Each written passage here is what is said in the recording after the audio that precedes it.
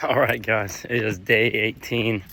I have a very good walk talk for you guys today, but first, I'm going to share my opinion on something that I just saw that was pretty fucking hilarious. So, this lady's driving by, or I'm already giving up too much information. So, this car's driving by at like 15 miles an hour in a 35, and I'm like, is this person about to do a drive-by on me? And so, I'm like watching them, and they get up next to me, and it's just like this super old lady who's clutching the wheel for dear life, driving down the road, driving half the speed limit, right?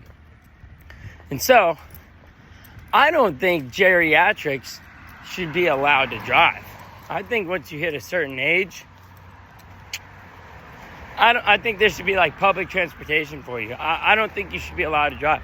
I have some pretty strong feelings about this topic, being that one of my closest family friends, a guy that was almost like a second father to me, was hit on the side of the road by a like 85-year-old man or something, and hit and killed. He was a firefighter captain. Super fucked up situation. Like, that's just one example. I also personally have experience with it. A like 80-plus-year-old woman was driving the wrong way on Monroe Street in Tallahassee. If you guys aren't from Tallahassee, that's one of the busiest roads in Tallahassee, if not the busiest.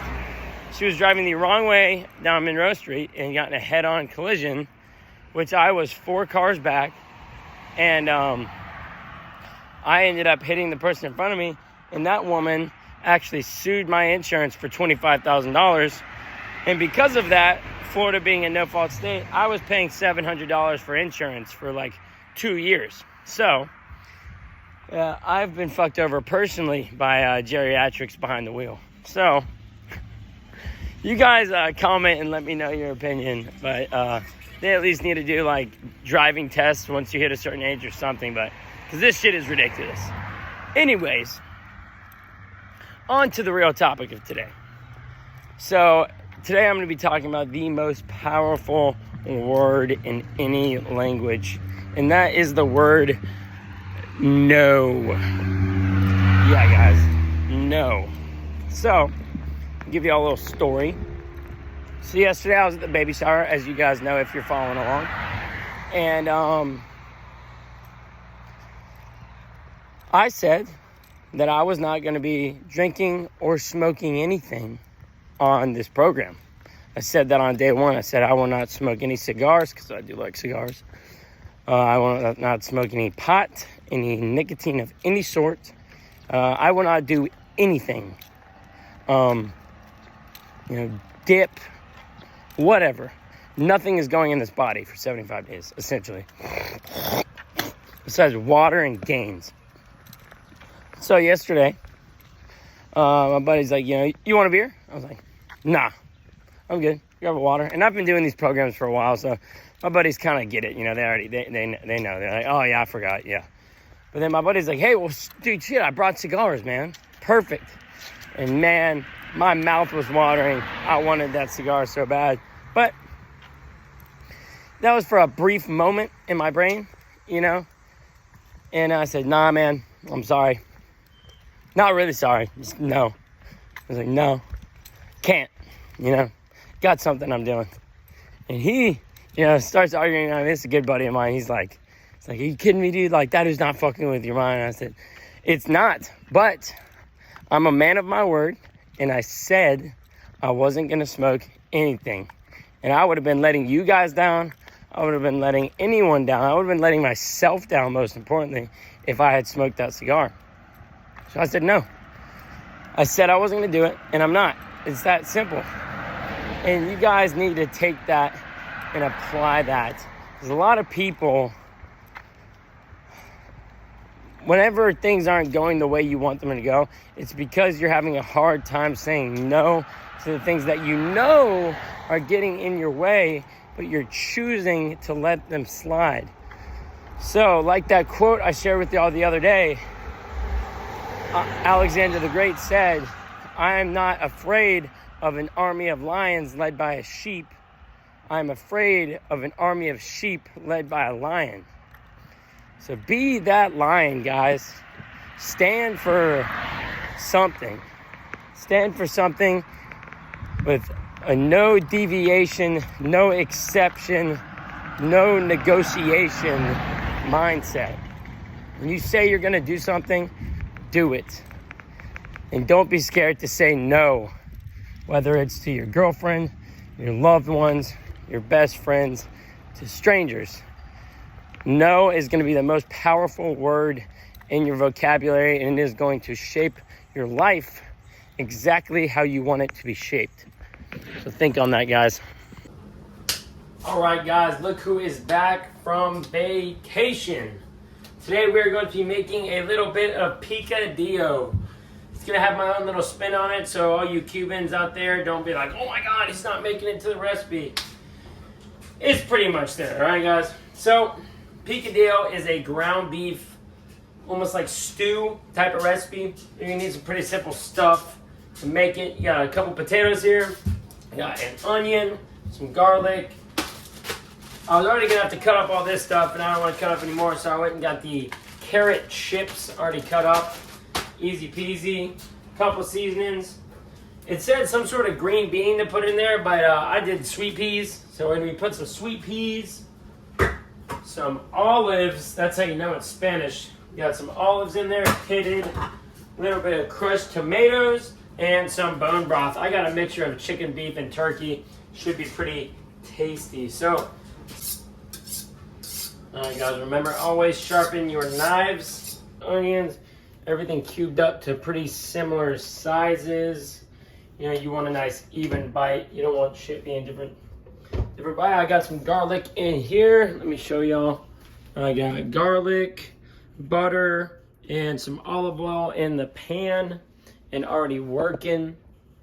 Once that heats up a little bit, I'm going to get the beef and the onions in there as well to get a little saute action going on. All right, guys, you see here we got 5 pounds of beef, the onions, the garlic, and sounds about right. Yep, onions, garlic. Now we're gonna go ahead and mash this up. Get a slight brown on the beef. Starting to get some brown on that meat. I didn't have any like paprika or any stuff like that, so I have some fajita seasoning. I'm gonna be handing in a little bit of this action. Nothing too crazy. I don't want it to taste completely like taco meat, so give it some fajita. I do want a little spice on there, so I'm gonna go with a little bit of cayenne.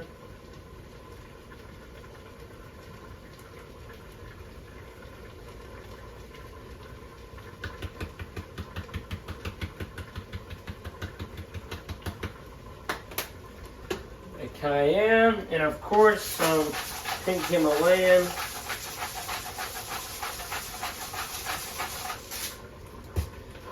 A nice brown on the meat. Nothing too crazy. You don't want to overcook the shit because it's going to cook even longer. We're going to start adding in all of these other ingredients. I killed the heat for a second. It's already nice and hot.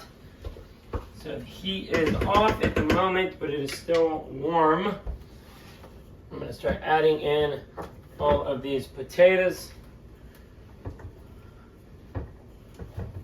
Yeah, get on in there. Okay, potatoes in. Come on. All right. Chef Beef doesn't play around in the kitchen. Little package of carrots. This is going to be a nice and full. Got some sweet peas. Let's drain these bad boys. Okay. Drain that.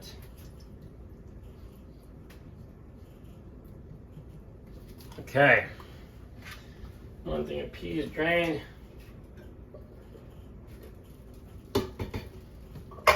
We might not need the second thing of peas.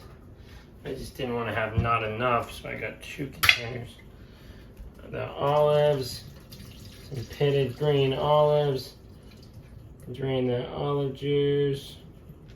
We're gonna add these olives. That's what makes it a Spanish dish. I am gonna add both things of olives. I'm not even the craziest about olives, but I do want this dish to have a nice Cuban flavor to it.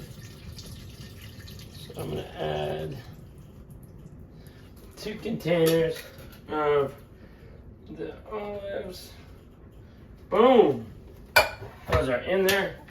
And now it is time to, I don't even know if I open these things right, but this is just how I've always done it. People tell me I'm doing it wrong, but hey, if it gets it open, then obviously I'm doing something right. Okay, I might get shit everywhere, but it's okay. Don't cut me, please. So I got some crushed tomatoes and tomato puree here. Boom. In with the tomato puree. And guys, I know this isn't probably by the book, but this is how I am making this, and it is gonna be delicious. So we're going in with this broth, guys. Broth is going in. Oh yeah. Oh yeah.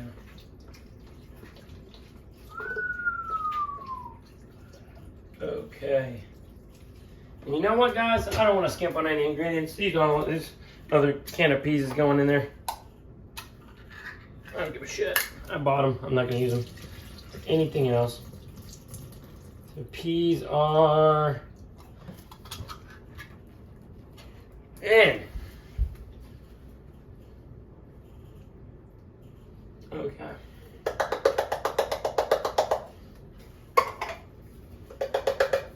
Boom. Just like that, guys, I'm going to cover this. I was cooking some rice. Cover this. Let this get all warm and juicy. And we'll let that cook for 40 minutes, yeah. All right, guys, we have the end result here. As you guys can see, a delicious stew. It's fantastic. We're going to be eating on this for the next week. I'd say probably 2 bowls a day, maybe 3. Moment we've all been waiting for. Cheers.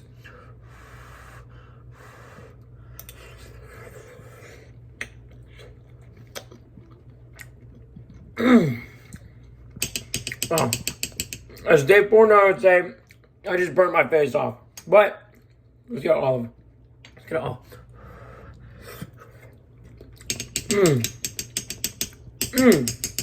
That's delicious, guys. Very good recipe. Try it out yourself. Stews like this, chilies, they make it easy to stay on track. So I'm gonna let this cool off while I go do my second cardio of the day, and then go to work and get this video up for you guys. All right. All right, guys. I was on the phone during my walk, so I didn't record it, but you guys know the drill. I did a 45-minute walk. I'm about to do a couple sets of abs just to do it. And I'll probably do a couple sets of squeezy things for the forearms and hands. And that's going to wrap up today. I got to get heading to work here soon, so got a boogie. I'm going to make a bowl of that picadillo and see what's really popping with it. But thanks for following along, guys. Like and subscribe, please. And I will see y'all tomorrow for day 19.